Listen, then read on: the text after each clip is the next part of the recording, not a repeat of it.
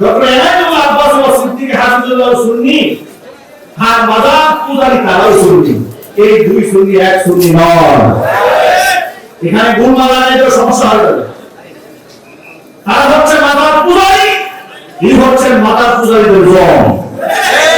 কথা বলেন এরা ভুল মামলা, এই ভুল তুলনার দল হয়ে গেছে হাসিনার সময় চুরিদের ময়দানে এদেশে মাজলুম আন্দোলনকারী যে সমস্ত আলেমদের কবর করতে হয়েছে হাসিনা রশি লাগিয়েছিল, হাতের মধ্যে হেলকার পড়েছিল, সেই মাজলুম আলেমদের পক্ষ হয়ে যাবে সেই সময় কথা বলেছে যে সব আলেমদের কথা বলতে শোনা যায় না। তিনি বলেছিলেন আসমানের নিচে জমিনের উপরে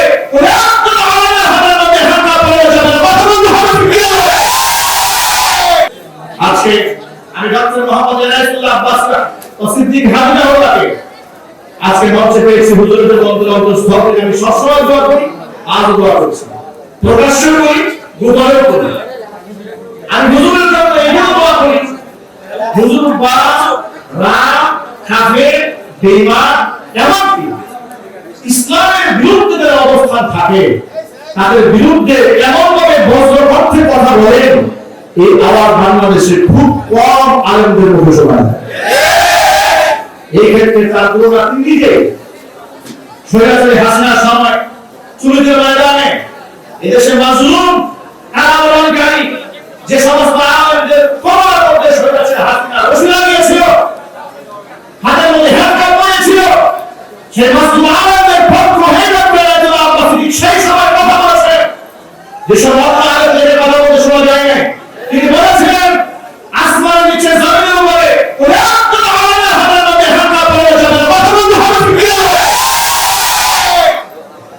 সুতরাং মাজলুম আলেমদের পক্ষ অবলম্বনকারী জালেমের বিরুদ্ধে বজ্রকণ্ঠে এই শক্তিকে আল্লাহ পাক কবুল করেন। আমিন।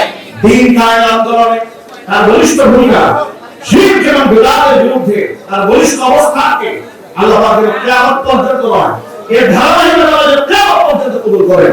আমিন। এবং তার রেখে যাওয়া আদর্শ আহলুস সুন্নাহ ওয়াল জামাতের প্রকৃত সুন্নি যারা, আমি সবসময় বলি ডক্টর এনায়েতুল্লাহ আব্বাস ও সিদ্দিক হাফিজুল্লাহ সুন্নি আর মাদার পূজারী তারাও সুন্নি। এই দুই সুন্নি এক সুন্নি নয়। এখানে গুণ মালানের সমস্যা হয়ে যাবে।